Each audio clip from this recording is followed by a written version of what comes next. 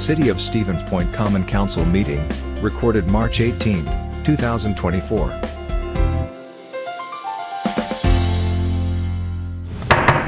I have 7 o'clock. We will call the regular Common Council meeting to order. Clerk, could I please get a roll?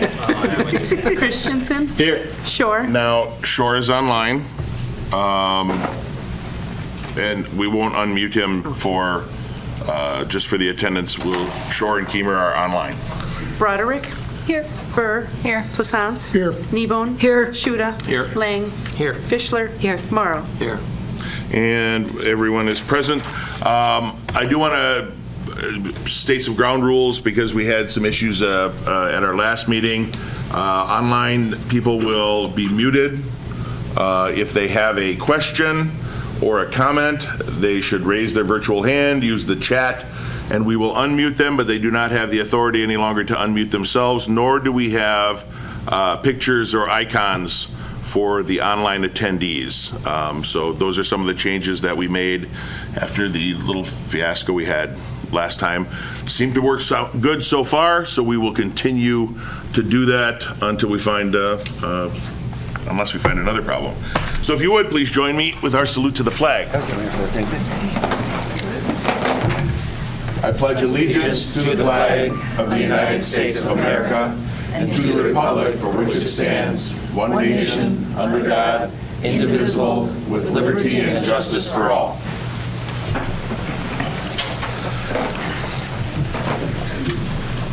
Thank you all very much for coming tonight. If you haven't signed in yet, we'd ask that you sign in at the table to my left with Bethany. And if you wanted to speak on any of the agenda items, we'll move into that now. Persons who wish to address the mayor and council on a specific agenda item other than a public hearing should register their request at this time. Those who wish to address the common council during the public hearing are not required to identify themselves until the public hearing is declared open by me. We do not have any public hearings on tonight's agenda, so if there's anyone wishing to speak on any topic, please get a sign-in slip from Bethany, and we will get you on the list. Anyone online wishing to speak on any items?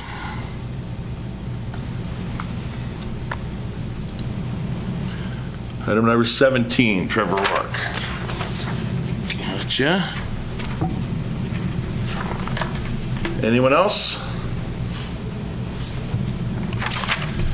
Okay, item number 4 is persons who wish to address the mayor and council for up to 3 minutes regarding a non-agenda item. We do have Ginger Keemer online. Ginger, you should be able to unmute yourself now. Yes, I believe so. Yep, you're good. Thank you, Mayor. Good evening, everyone. There's a bit of an echo on my end, so hopefully that's not the case for you. I just wanted to make a brief announcement about a series of events and opportunities on campus that the broader community is invited to be a part of. At the end of last month, on Leap Day 2024, UWSP began the planning process for their climate action and resiliency plan. And they invited a number of community partners and stakeholders from a wide range of disciplines. On the campus side, this included administrators, faculty, staff, and students, what you would expect, but also business and industry professionals and local government representatives from city and county level. So this included Portage and Wood County, Stevens Point and Marshfield.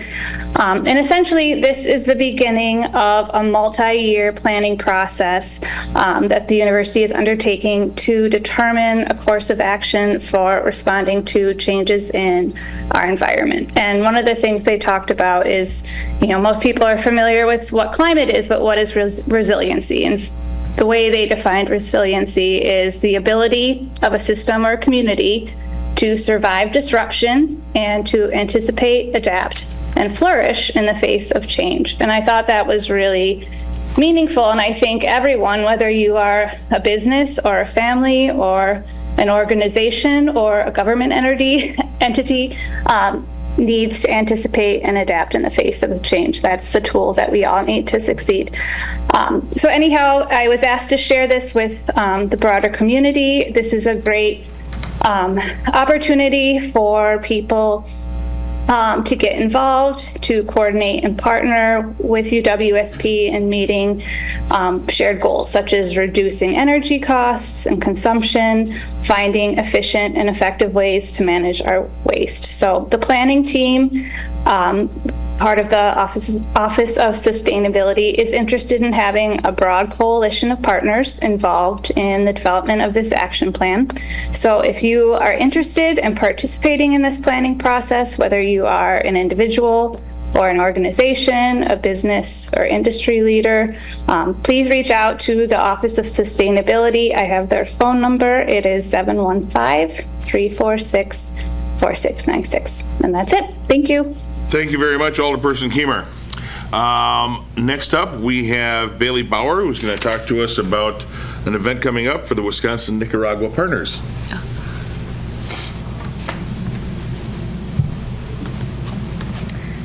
Hello, I'm Bailey Bauer. I'm currently a junior at UWSP, and I'm also the vice president of Wisconsin-Nicaragua Partners. For those of you who aren't familiar with Wisconsin-Nicaragua Partners, the President Kennedy created Partners of the Americas in 1964, and he created this to better the relationships in South America. Wisconsin was lucky enough to be partnered with Nicaragua, and my student chapter is our mission this year is to raise money for walls across Nicaragua to put walls up on their learning centers. I've seen some of the pictures. It's very makeshift, like no walls, a tarp for their ceiling. I'm an education major, so I feel like we really take for granted the opportunity of our education system here in America.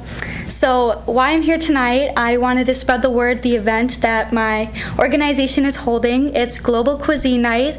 It's Saturday, April 6th, 4 from 7. You can come and go as you please at that time. There'll be entertainment there, and there'll be dishes from India, Africa, and Nicaragua. It's $20 a general admission ticket, $15 for a student ticket, and $25 at the door. So I'll be here after the meeting, so you can get your ticket in person, buy it with cash, or I have an option to do a debit or credit card. Or you can contact Nelson Hall, which is where our organization is located. It's 1209 Fremont Street, the address, and then the phone number is 715-346-4702. Thank you, and I hope you consider buying a ticket. Thank you very much, Bailey, and I can speak from personal experience. When we talk about the learning centers, you think about a school, maybe a room, something like this. That's not the case. There are volunteers that use a part of their own home or some other structure that happens to be in the village where they get the students together, and it's not just kids, adults learning things here there too. Corey, I know you've been down there.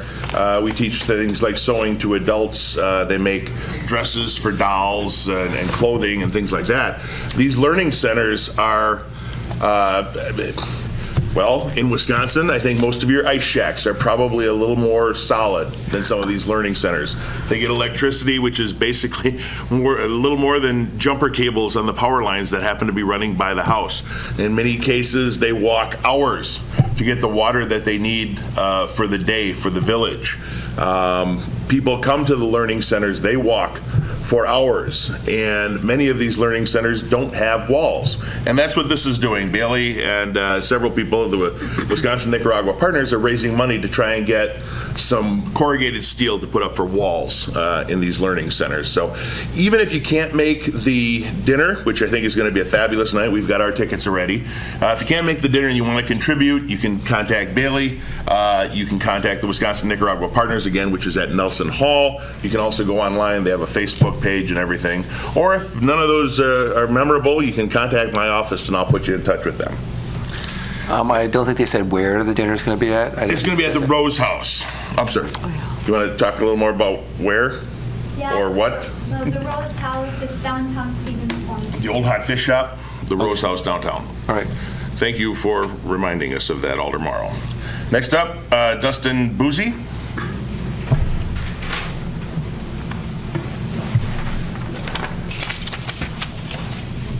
Hi, everyone. Hi, Alders, Mayor. My name is Dustin Boozy. I live at 3156 Dan's Drive in Stevens Point. I'm currently running for Alder in District 10, and I'm running to advocate for policies that benefit all residents and the broader community. In preparation for my candidacy, I've spoken with many neighbors, public officials, and I recognize and understand the challenges facing the city. I have a background working in lab science, where timely and accurate data can be the difference between life and death. It's taught me the value that comes from listening, interpreting, and relaying actionable information, all of which I find applicable to public service. I'm a father of 2, and it keeps me very busy. I love living in Stevens Point. We get to enjoy the many parks, outdoor spaces, businesses, and events. It's allowed me to slow down and see the world through their eyes, which I find is extremely important. It forces me to deal with conflict differently, find emotional capacity, and it shows me that the differences in viewpoint that can really manifest in today's world can really drive into deeper issues. It's also given me the patience, and I said the emotional capacity, to look outside myself and view the needs of others. My goals for serving the district and the city are to approach every single item with an open mind. I need to listen with empathy, and I need to make data-informed decisions. With these goals and my experience, I hope to contribute new ideas to build Stevens Point into an even better community for future generations. If you live in the district, I would appreciate and I'd be honored to receive your vote on April 2nd. Thank you. Thank you. Bob Larson.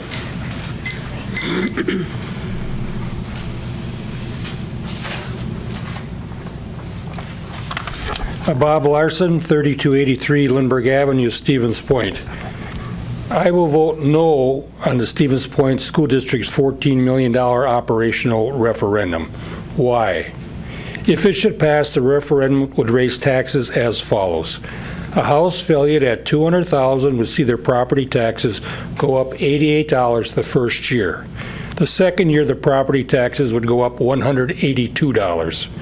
My own property taxes have already increased $627 as a result of the recently completed reassessment of all properties in Stevens Point. Have your taxes also increased? The following are some reasons why our taxes are increasing.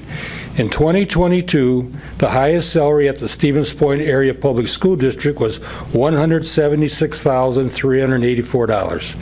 The number of employees in the Stevens Point School District was 588. The average annual salary was $61,657. The median salary was $59,410.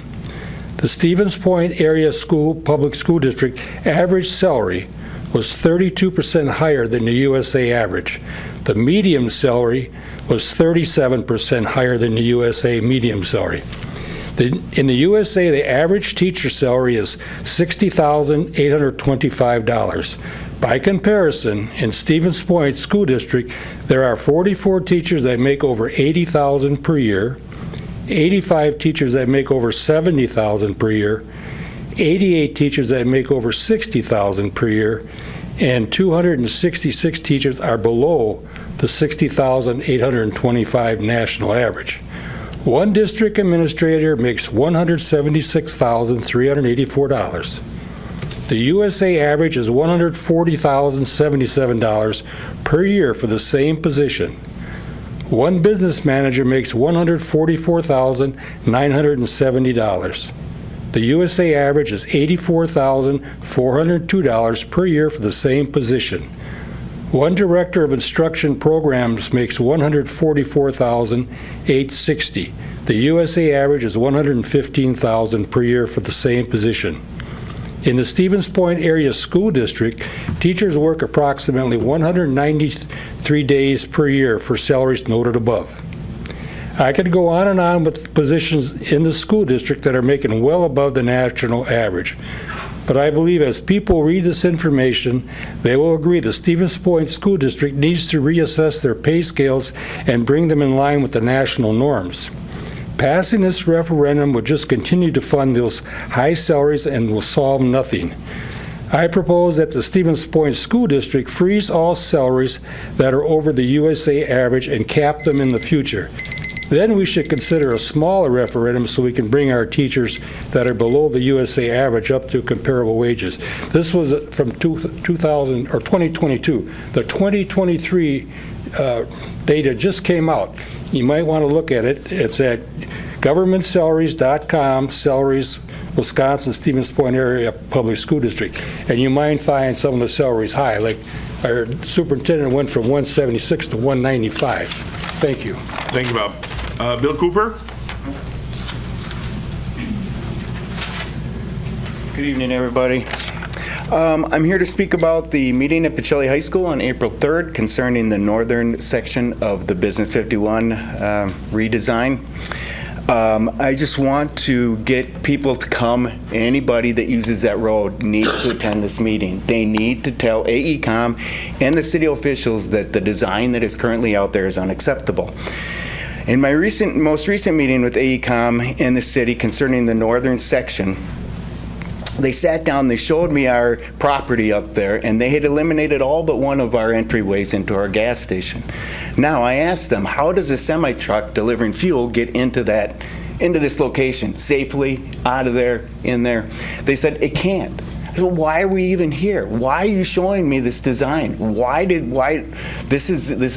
like they never even went there and looked at anything.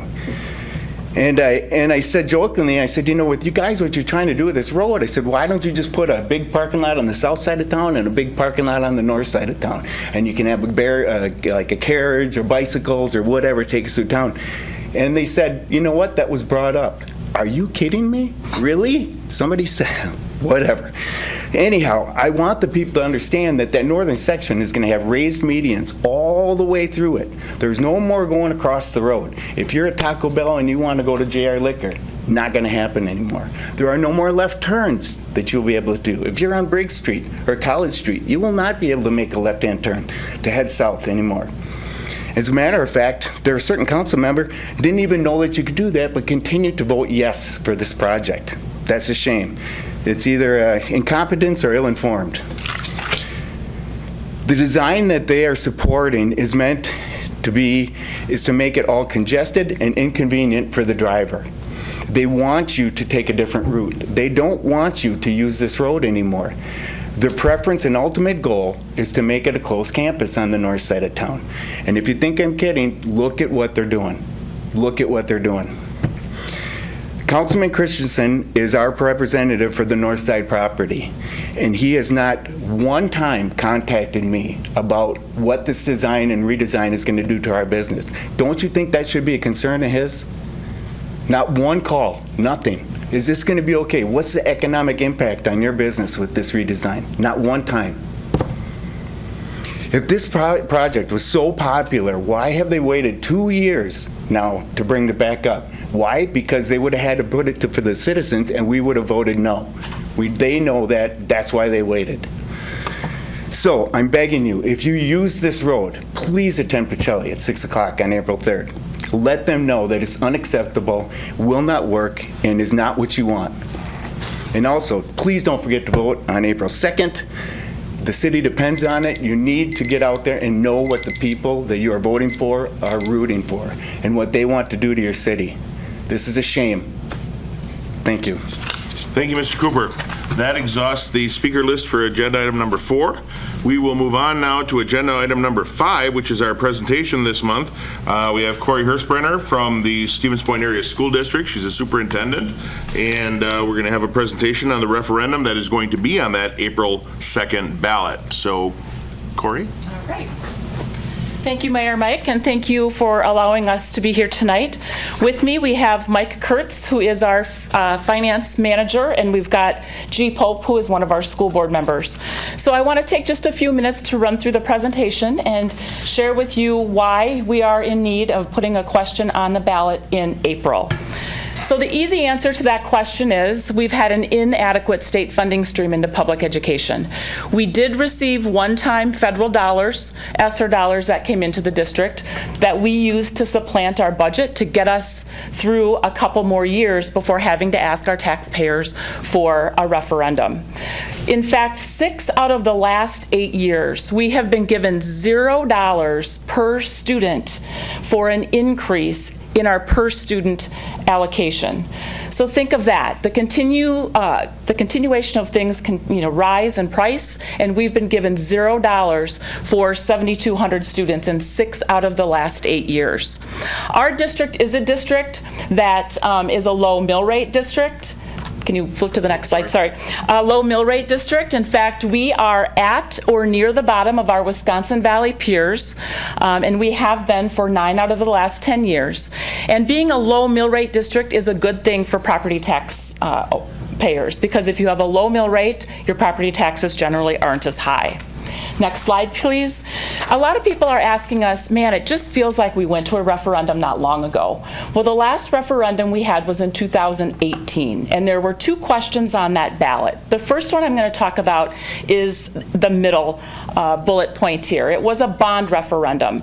That referendum was for $75.9 million, and it passed at a 68% passage rate, which is incredible. That referendum cannot be used for things like paying for resources for students, paying utilities, paying for technology, safety and security, paying for staff. That could only be used on buildings, either building a new building or updating existing buildings. We did not build any new buildings at that time. We just updated our existing buildings. That referendum came in on time and under budget and is now completed, which again, during COVID, when we could not get resources, supplies, materials, and things were continuing to rise in cost, our business services department did a great job managing that referendum. There was another question on the ballot at the same time, and that was a levy referendum. That was for $3.5 million, and that passed at 66%, which again is good. That was used for things like paying for staff, technology, safety and security, textbooks for students, utilities, operations of the district. One thing to keep in mind, we were not able to feel the full effects of that $3.5 million because we lost 222 students after COVID in our district.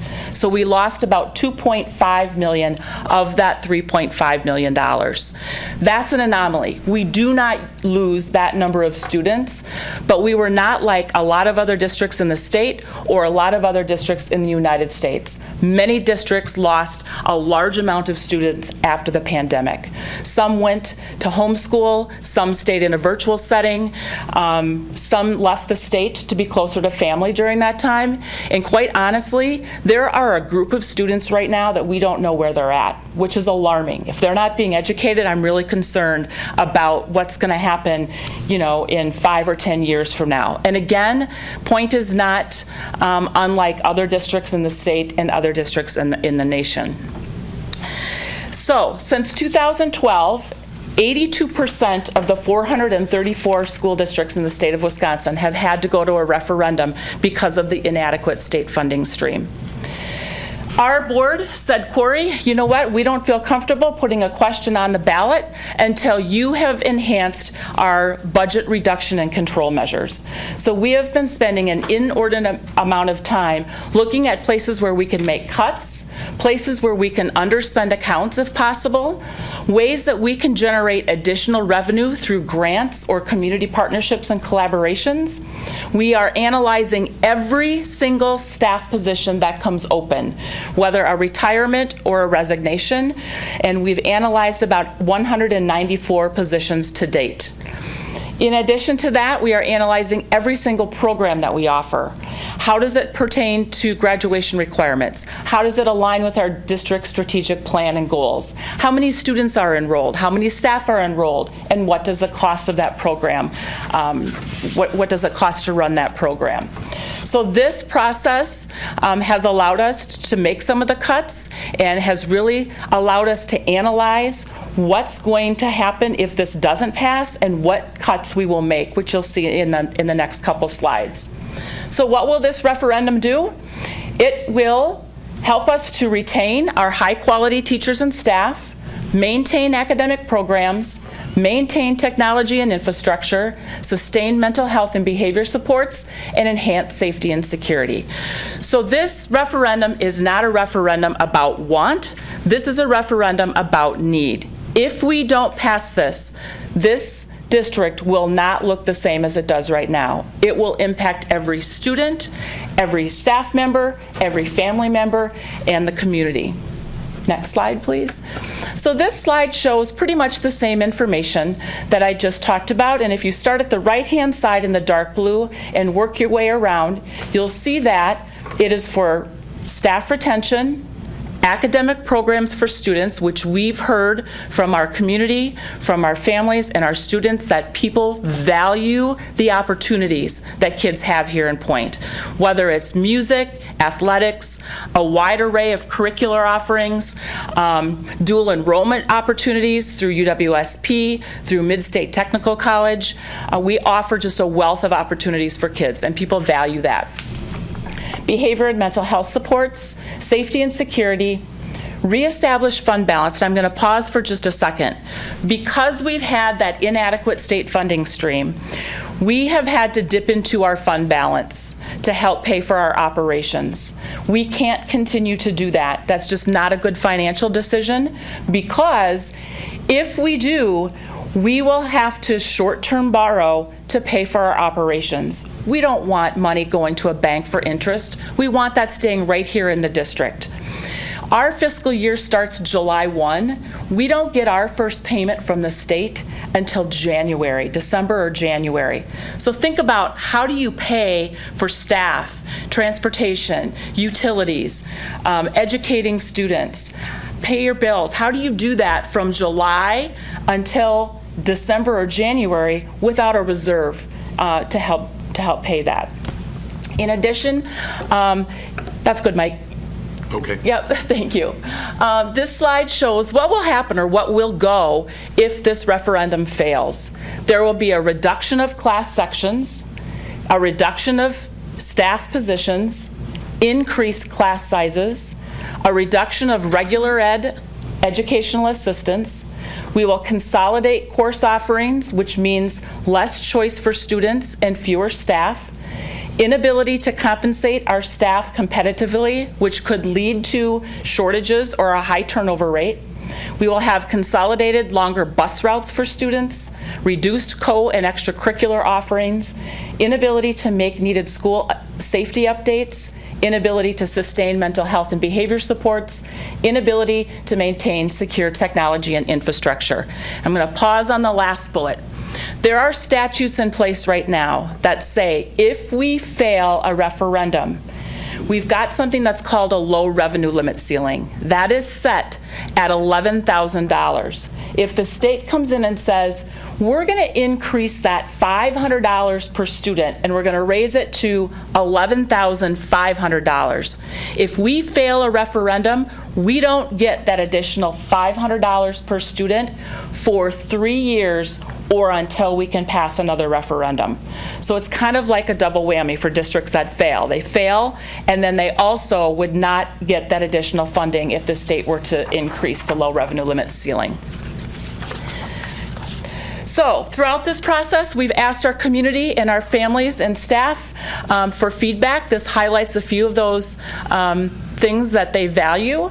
82% of our community rates the quality of education here in Stevens Point as excellent or good.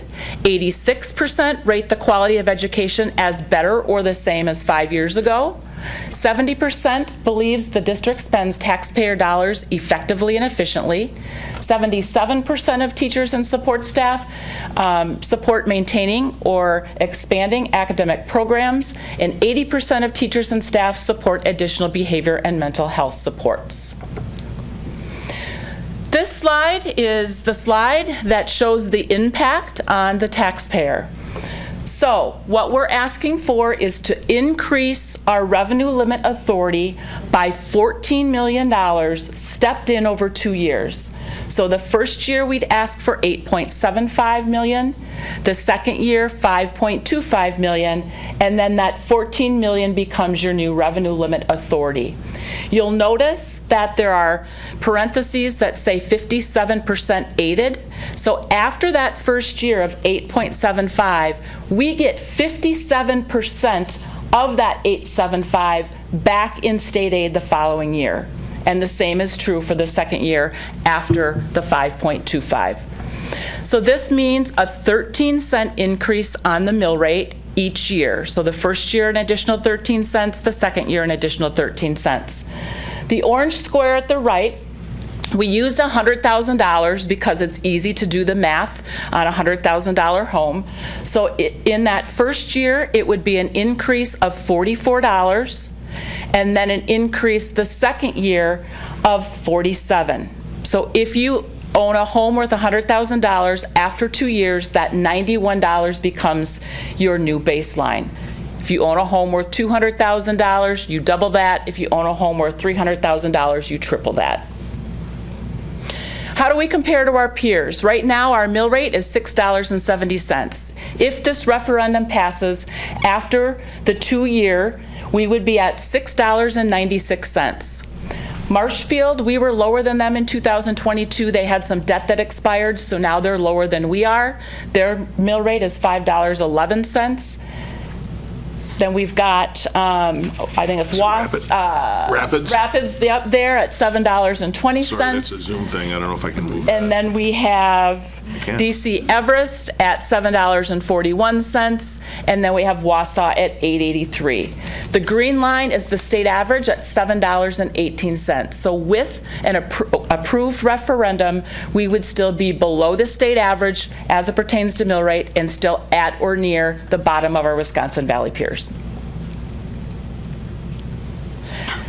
Did I do that right? No. This is the actual question. It has to be written by an attorney, so it's very wordy. I wish it was simple so people actually knew what they were voting for. But what this says is we're asking for a $14 million recurring referendum phased in over 2 years to pay for operational expenses for retaining staff, enhancing safety and security, maintaining technology and infrastructure, maintain academic programs, to address behavior and mental health supports, maintain district facilities, and other operational expenses. So if people approve of the referendum, they would say yes. If they do not approve, they would say no when they see this question on the ballot. And lastly, I guess there's 2 more slides. This is the second to last slide. We've been in front of as many people as we can, trying to get the word out about the need that we have in the district right now. We can't tell people or encourage people how to vote, but we can encourage people to vote and to make an informed decision. The next slide will show you that we do have a tab on our district webpage that is dedicated solely to the referendum that we update frequently. If you have additional questions, you could go there.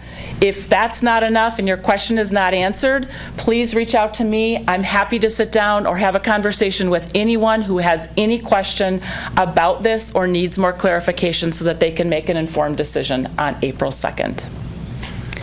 Thank you very much for your time. Thank you, Corey, and I'm glad you put the QR code there and the link for questions, because I'm sure lots of people have questions.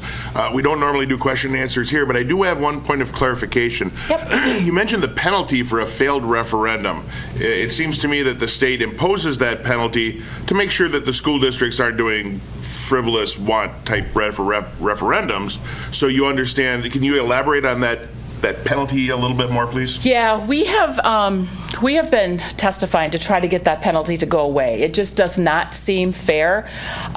Districts that continue to have to go back to the taxpayer, if they fail, they just get frozen there. And it's been in place for probably, I think, about 7 years, maybe. It's unfortunate. We had support to have it changed, and we were hoping that that would go away before April 2nd, but unfortunately, it didn't rise to the priority list to take action. So. Gotcha. Thank you. And I just wanted to stress that penalty is there to make sure that the school districts are really evaluating the need for a referendum, because the penalty seems very, very stiff. It is. So, thank you. Thank you very much. Yes. And again, I'll keep the QR code up here for just a little bit longer in case people watching tomorrow or whenever need to grab that. But thank you very much for coming tonight. I appreciate it. Mr. Mayor? Yes, sir. I wanted to verify, I know it was up on the board, but, and I believe that early voting starts tomorrow? Correct. Yes. Correct? Correct. Okay, so Carrie, early you wanna voting take a does minute? start tomorrow. You want to take a minute to talk about early voting and how people can do that? Sure. In-person absentee voting starts tomorrow, City Conference Room at the City Hall, 1515 Strongs Avenue, 7:30 till 4 through Wednesday, March 27th, 7:30 to 4. And then that Thursday and Friday, 28th, 29th, we're open from 7:30 until 5. And you can vote in person right away at City Hall. And one more thing, Carrie, if people aren't sure where they vote in person, how can they find that out? They can look on our website, which is stevenspoint.com. They can also contact City Clerk's office at 715-346-1569. And my vote was WI? Yep, myvote.wi.gov. And that'll, you type in your address and it'll tell you where you vote and what's on your ballot. All right, that moves us into our actionable items. Item number 6 is the consent agenda. Did anybody have anything they wanted to pull on the consent agenda, or I would entertain a motion? Motion's so moved to approve the consent agenda, please. Thank you. Is there a second? I'll second Seconded by Christensen. Discussion. Comments from the audience? Online? Hearing and seeing none. Although, I'm sorry, roll call, please. Christensen? Aye. Shore? Let's see here. Hang on. Well, it's, Keemer and Shore, you should be able to unmute yourself. Aye.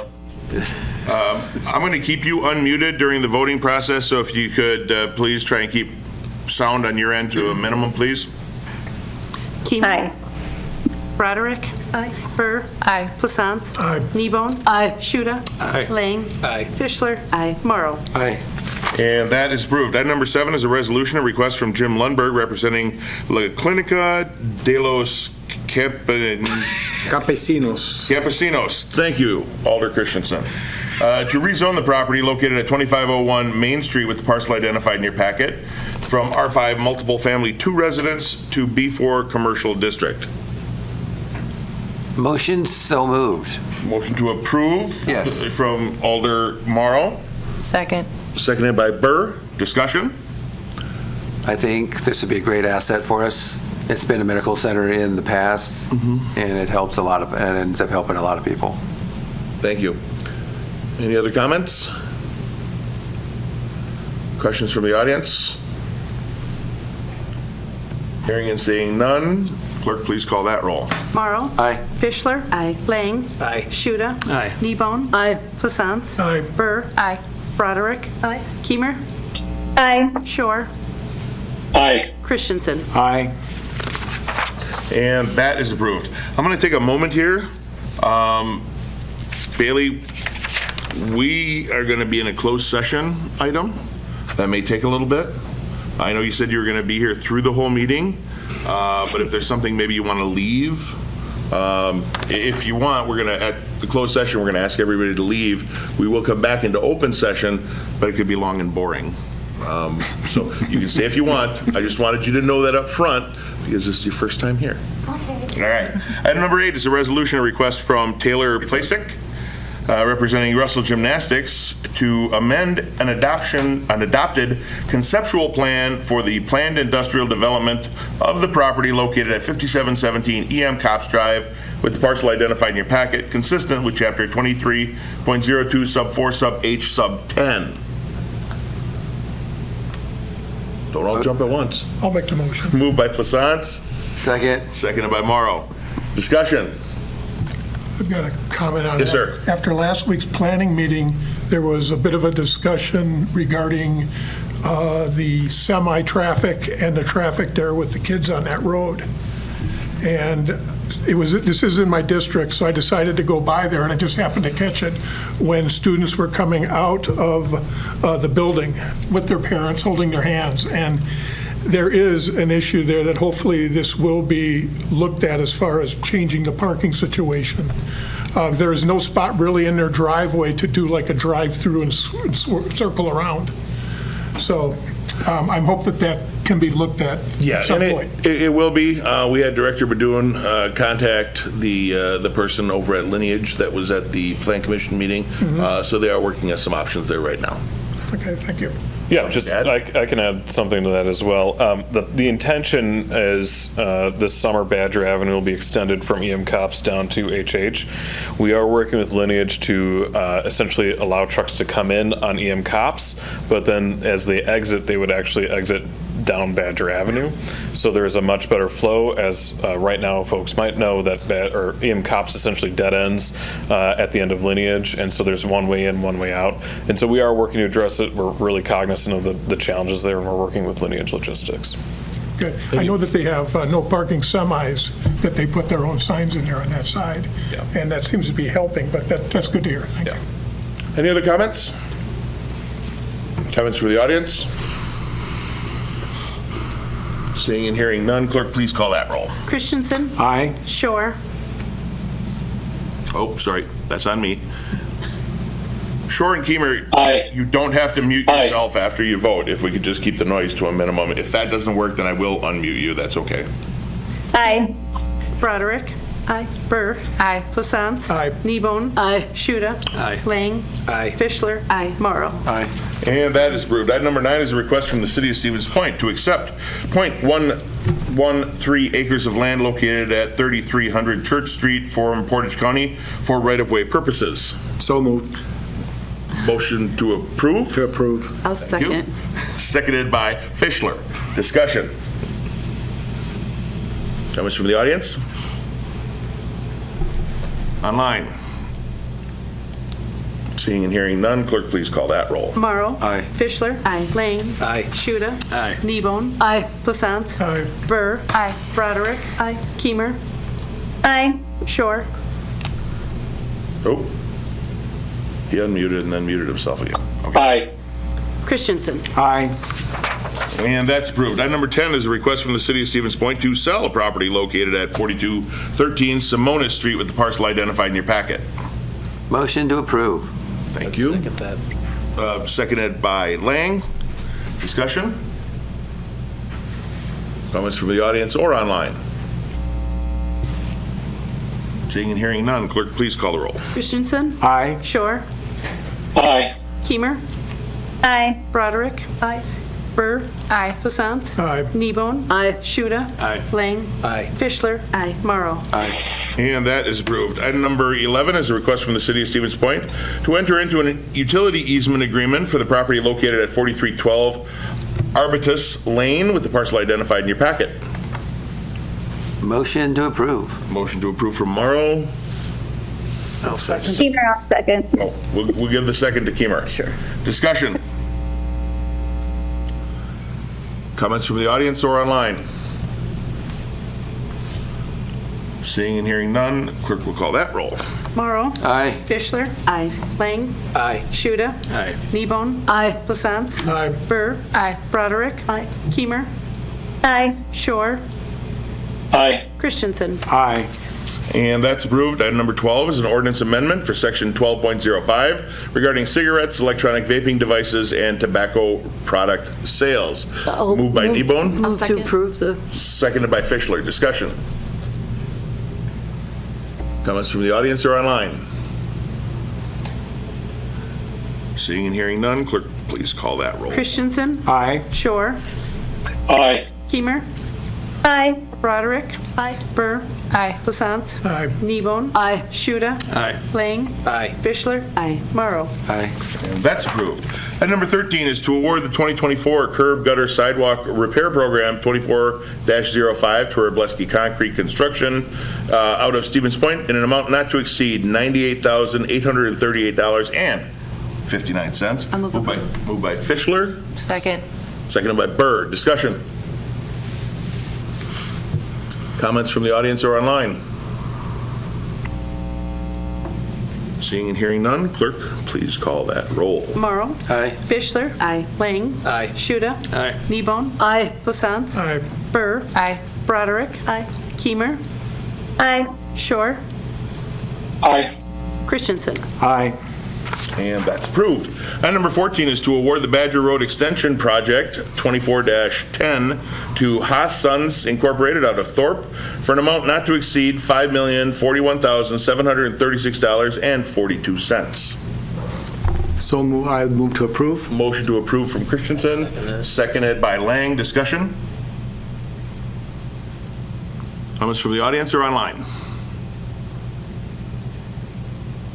Seeing and hearing none, clerk, please call the roll. Christensen? Aye. Shore? Aye. Keimer? Aye. Broderick? Aye. Burr? Aye. Plassance? Aye. Kneebone? Aye. Shuda? Aye. Lang? Aye. Fischler? Aye. Morrow? Aye. And that's approved. Item number 15 is the disallowance of a claim for Sharon Inman for a sewage backup. I'll move approval. I mean, is that deny? So Disallowance. I move approval. I would say, if you wished to disallow the claim, I would motion to disallow the claim for Sharon Inman. I move to disallow the claim. Thank you. Second. I'm sorry, who's the second? Broderick? Seconded by Broderick. Discussion? Is she here? Is the claimant here? I do not see Okay. anyone I don't recognize, Okay, except you. just want to check. I don't think you're Sharon. All right, comments from the audience or online? Seeing and hearing none, clerk, please call that roll. Morrow? Aye. Fischler? Aye. Lang? Aye. Shuda? Aye. Kneebone? Aye. Plassance? Aye. Burr? Aye. Broderick? Aye. Keimer? Aye. Shore? Aye. Christensen? Aye. And that claim is disallowed. Item number 16 is a disallowance of claim for Don Krzyzewski for a tire and rim damage due to a missing manhole cover. Move denial. Motion by Shore to deny, Second. seconded by Morrow. Discussion? I have a question. Yes. Last week at the finance meeting, when Donald was here discussing this, he mentioned the fact that the manhole cover was replaced by the time he got back there after he was working on his vehicle. I'm kind of curious, who called in this so that the maintenance could be done on that? Was it a city employee or was it someone who was just a regular citizen? If you recall last week, and Director Lemke, I don't know if you're in the overflow room, but if you are, come on over. Director Lemke gave an explanation. I am paraphrasing, but I believe one of our other city employees had driven by oh, there we go. Just wondering who reported the pothole Yes, or the manhole? the manhole missing. We were, it was kind of a chance thing because there was a utility employee using a Public Works Department piece of equipment. So the radio in that was tuned to a different department. And he heard some chatter on the radio saying, get a hold of the water department and let them know there's a manhole cover missing. So since he heard it, he didn't have to wait for the call to come through and everything. He called his foreman. The foreman dispatched somebody with a cover to get out there. So it was probably minutes. Do you know who reported the manhole cover off? I think that's your question, right? Yes. A city employee. I don't know which one. So a city employee saw it. It wasn't a call in from a citizen to dispatch. There's a city employee on a city frequency that we happen to be listening to because we were in one of the Public Works pieces of equipment at the time. Gotcha. Does that answer your question enough? It brings up a question. Sure. Wouldn't it have been more pertinent for that person, because of it being Business 51 and a semi-busy road, to stay there or put a cone or something there to keep the traffic from causing that problem? Well, that's really not I'll a answer question, that, right? but I mean, it all depends what they were doing. They can't necessarily stop in the middle of doing a project.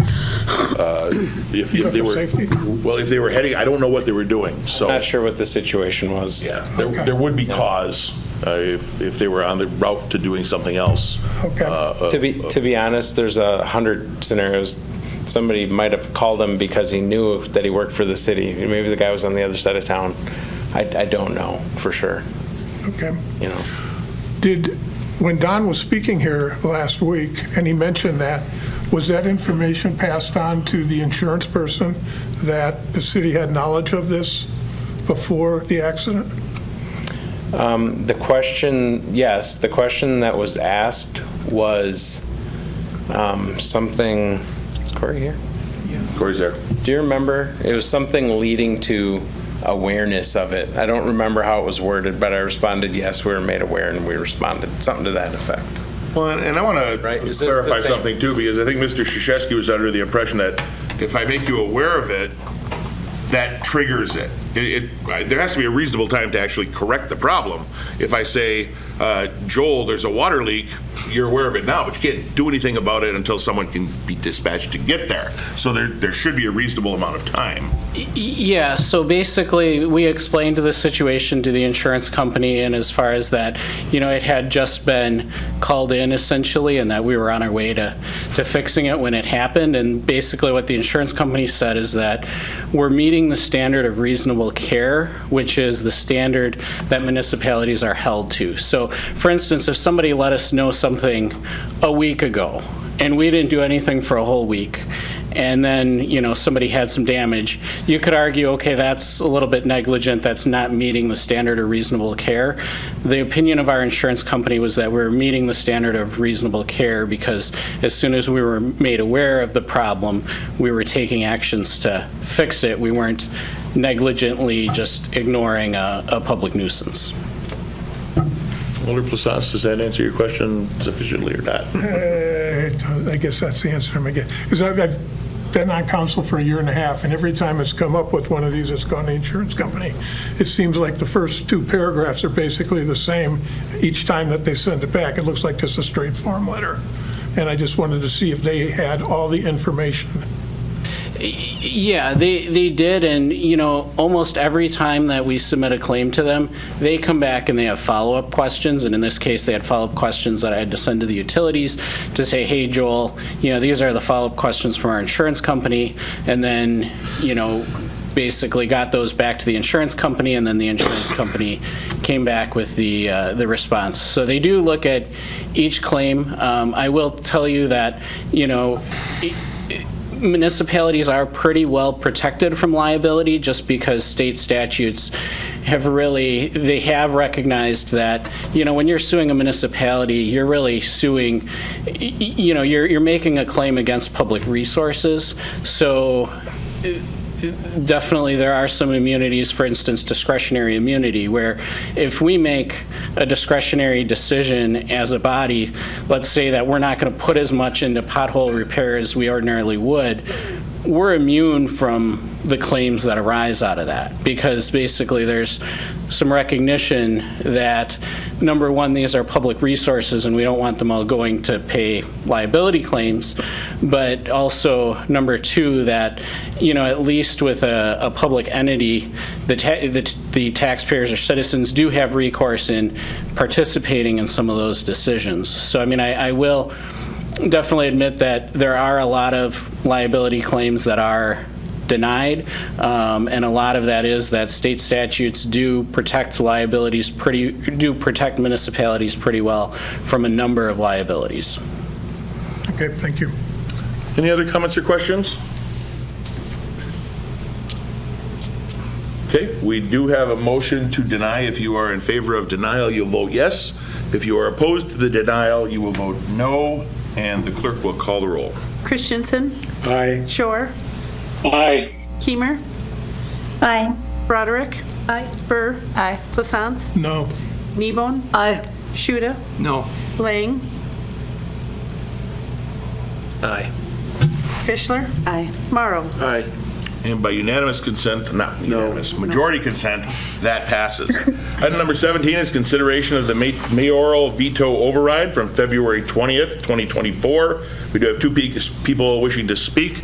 Mr. Rourke. Should be able to unmute. There you go. Go ahead, Mr. Rourke. Can you hear me okay? Yes. Okay, thanks, Mayor. Trevor Rourke, 601 Washington Avenue. This veto, to me, is very odd. In the mayor's memo, he suggests he's concerned about safety, but he conveniently forgets to mention that the North Point Roundabout is a double-lane design, while using that crash data to compare to a new single-lane roundabout at 4th Avenue. Ask any traffic engineer or transportation planner if there's a difference, and they'll all tell you that the single lane is safer for drivers, pedestrians, and bicyclists. They'll also tell you the single lane roundabout is safer for everyone compared to a signalized intersection. In other words, the mayor is comparing apples and oranges. which is irresponsible for Stevens Point and the safety of our roadways. Also in his memo, the mayor talks about signalized intersections being orderly and familiar. The use of the word familiar, I won't disagree with. Those of us that drive through and or walk across or bike at this intersection are very familiar with how dangerous this intersection is. Yet, the word orderly is misused. How is a signalized intersection with 32 conflict points for cars and 24 conflict points for pedestrians more orderly than a single lane roundabout with 8 conflict points for cars and 8 conflict points for pedestrians? That's right, it isn't. I've been very appreciative of Common Council's dedication to reviewing data, being thorough with public feedback, and prioritizing safety. We've had decades of street design in our city that has not prioritized safety, but it has prioritized speeding automobiles. Overriding this veto would be another success for safety. Please vote to override the mayor's veto. Thank you. Thank you. Lawrence Levitin?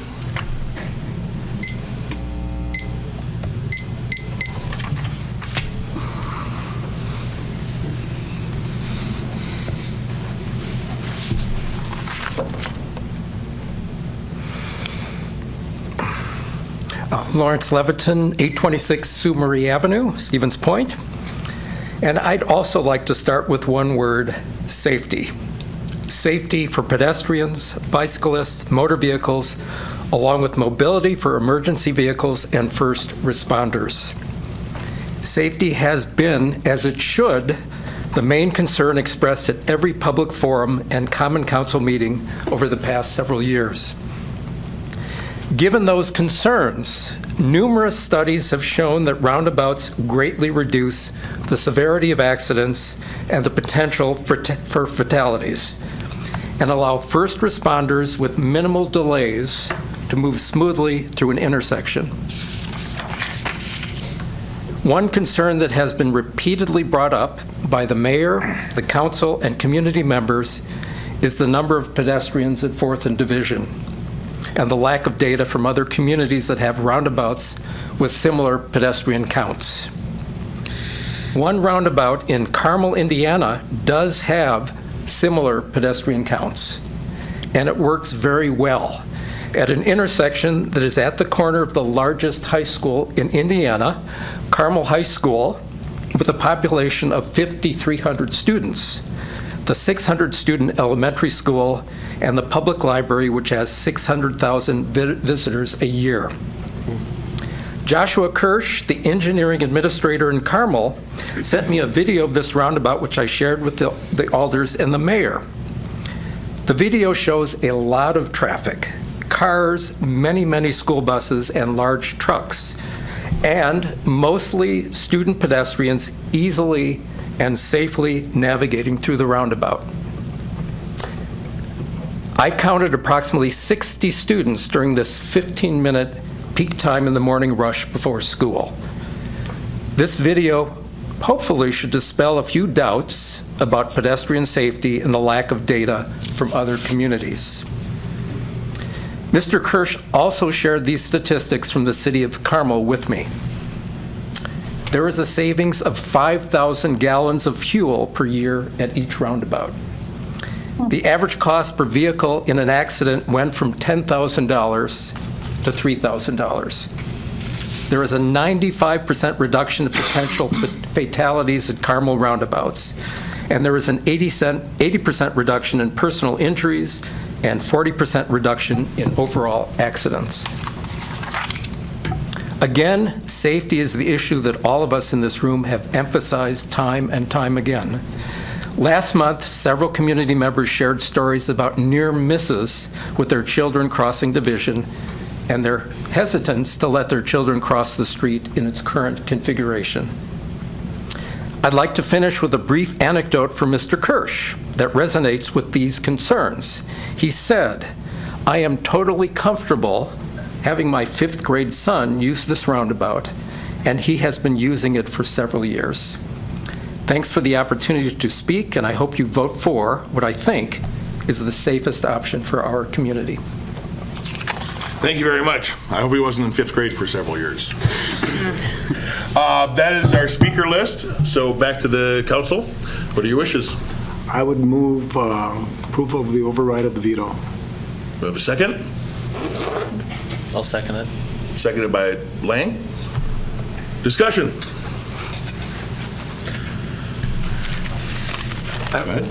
I think Mary had her hand up It doesn't matter. Okay. I saw you first, Aldermore. I'll go there. Fine. That's fine. My understanding is that with the council actions, that was that there really wouldn't be an actual override of the council's decision. Is that correct? I'm not sure what you mean. So I'll explain something and you tell me if this answers your question. The council has already approved the 30% design. Correct. To that point, the roundabout option is approved. So if the override happens or doesn't happen, the roundabout is still approved. What the override was, in my opinion, was the council's action to not support the Public Works decision. So it's my understanding, and Logan's in the room, it's my understanding if the override fails, you still have the ability to consider the Public Works Committee action, because that veto effectively nullifies the council's decision on that action, so you would have the ability to consider that again. If the override is successful, that decision is done, the action is taken, and the roundabout goes to a 30% design. Okay. Does that answer your question? Mr. Mayor? Yes, hang on, we're going to allow Alderperson Kneebone to speak, and then we'll, okay. I was just going to echo what Mr. Leviton and Mr. Rourke said. The Federal Highway Department says that the loss of life and injury crashes are reduced 78 to 82% in a roundabout. It's a proven safety measure. A single-lane roundabout has 50% fewer pedestrian vehicle conflict points than a comparable stop or signalized controlled intersection. And the little video clip I sent to the alders from an episode of Mythbusters from the Discovery Channel. It's season 16, episode 6. In two 15-minute timed experiments, they tested the efficacy of moving cars through a roundabout versus a four-way stop. The average number of cars that went through the four-way stop in 15 minutes was 385. The roundabout was 460. So you're moving 75 additional cars through a roundabout in the same 15 minutes. They can be designed in such a way that you create pedestrian islands. You can paint the pedestrian crosswalks in bright colors. You've got a one-lane road feeding into a one-lane roundabout. Traffic will be slower, pedestrian conflicts will be less. I think it's the safest and the smartest way to go. Thank you. Thank you. Alder Christensen. My understanding is I read the League of Municipalities frequently asked questions that if there's a veto of a failed motion, it does not result in the positive. And so, irregardless of council action tonight, I think since the change to the status quo failed, the change, that failure getting vetoed, whether that gets overridden or not, I think you still end up then with the status quo. And so I guess I'd like to hear from the city attorney what his judgment of that would be. Sure.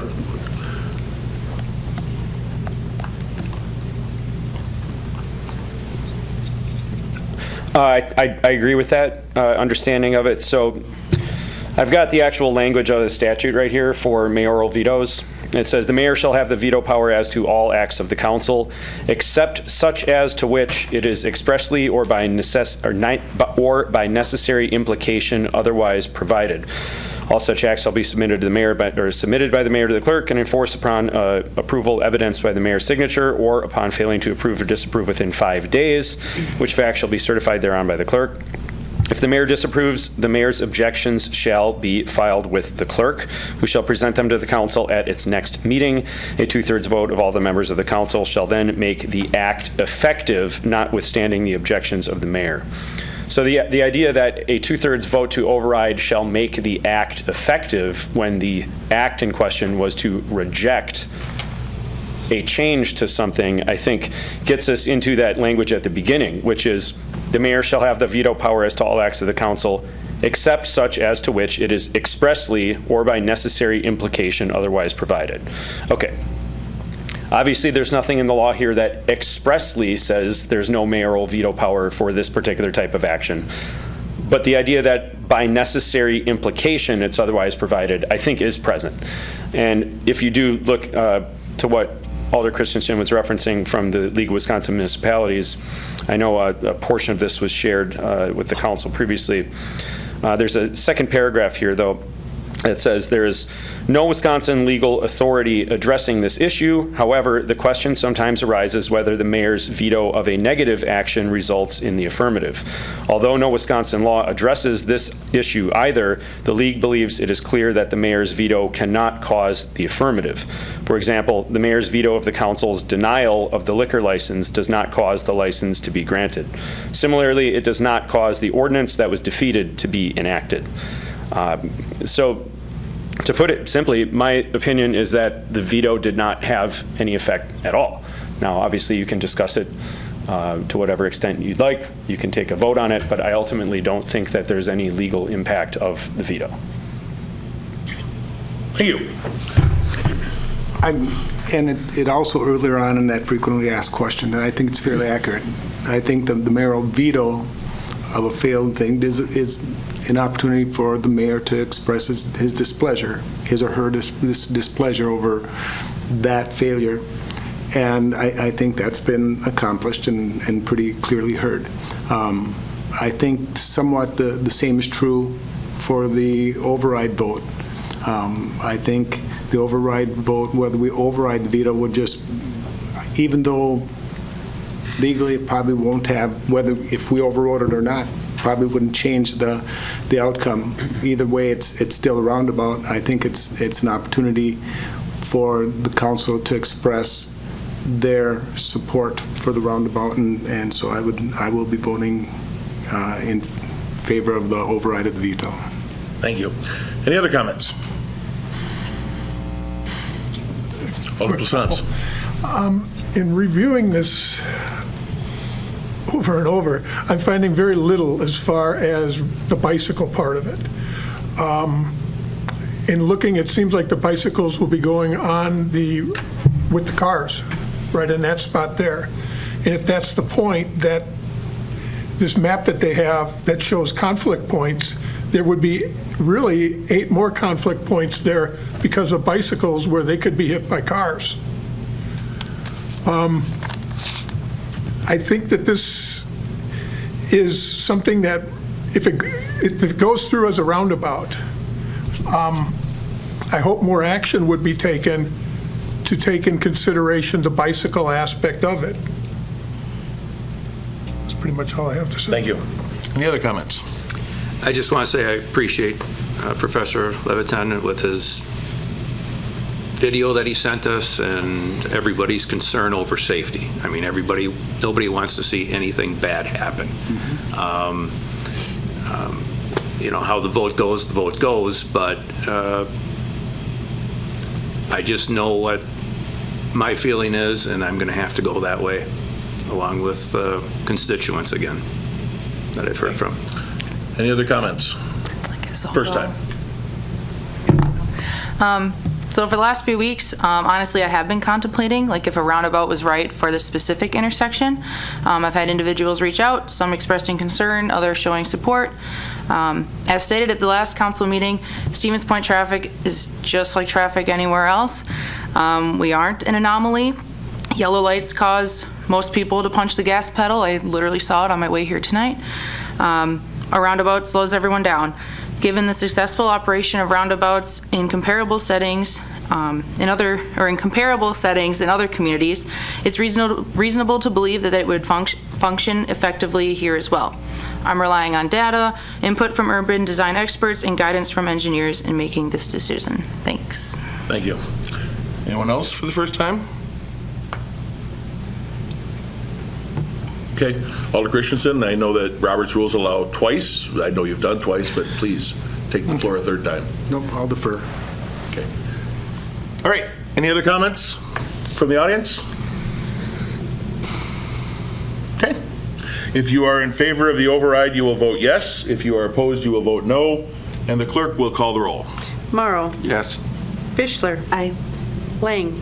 No. Shuda. No. Kneebone. Aye. Lasance. No. Burr. Yes. Broderick. Yes. Kiemer. Aye. Shore. Aye. Christensen. Aye. 3? Yep. Is that what I have? The motion is successful. That is 2/3. Correct me if I'm wrong. That's correct. So the veto is overridden. I remind everybody that the April 3rd meeting will be at Pacelli High School. And with that, we will... You're killing me. 6 o'clock? Okay, sorry. I got it in my phone. I believe it's 6 o'clock. Okay. It's available on the city website. Thank you. That threw me off. And I want to just state, before we go into the next item, that I truly believe every single person that has spoken and voted on this really has the safety of the public in the best interest when they make that decision. We just sometimes disagree on how that may happen, and I hope whatever we decide is the right decision. Item number 18 is to enter into closed session pursuant to Wisconsin Statute 19.85, sub 1, sub E, for deliberating or negotiating the purchase of public properties, et cetera, et cetera. And Statute 19.851G for conferring with legal counsel for who is going to render a written advice or oral advice concerning strategy to be adopted for discussing the following: the discussion of strategy of acquisitions, sales, and exchanges of real estate within the downtown area as it relates to the possible relocation of city and county government offices, and B, the consideration of settlement terms in a lawsuit from Marshfield Clinic versus the City of Stevens Point, with the case number identified in your packet, regarding tax-exempt litigation with the Marshfield Clinic Health System related to their properties identified as parcel numbers that are included in your packet. I need a motion to go into closed session. So moved to go into closed session. Motion by Morrow, second by Shuda. Roll call vote, please. Can I say something before we take the vote? Which is just no. Sure, why not? That I will catch up with the discussion of downtown at another time, and trust my colleagues in the matter of Marshfield Clinic, rather than rejoin for open session. Thank you very much. And yes, that's important to note that in closed session, we will close the Zoom. We will not be reconvening the Zoom session, but we will have it recorded. The open session, should there be one, will be recorded and available on our website for that video, but the Zoom session will not be reestablished. Motion and a second. Roll call vote to go into closed session, please. Christensen. Aye. Shore. Aye. Kiemer. Aye. Broderick. Aye. Burr. Aye. Lasance. Aye. Kneebone. Aye. Shuda. Aye. Lang. Aye. Fischler. Aye. Morrow. Aye. And we are in closed session. We are back in open session. Is there a motion? I would move that we approve the agreement as presented during closed session. The settlement agreement. The settlement agreement. Thank you. Is there a second? Seconded by Shuda. Discussion? Hearing and seeing none, clerk, please call that roll. Christensen. Aye. Kiemer. Kiemer? Broderick. Aye. Burr. Aye. Plassance. Aye. Kneebone. Aye. Shuda. Aye. Lang. Aye. Fischler. Aye. Morrow. Aye. That's approved. Our agenda is exhausted, and we are adjourned at 8:52. A video of this meeting is available for viewing on the city's website, stevenspoint.com/videos.